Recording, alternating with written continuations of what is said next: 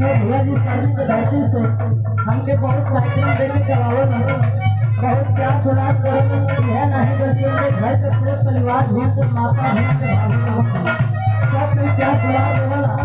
भैया के काम और जन्म से नाते बहुत प्यार काम हो लेकिन कहना भरता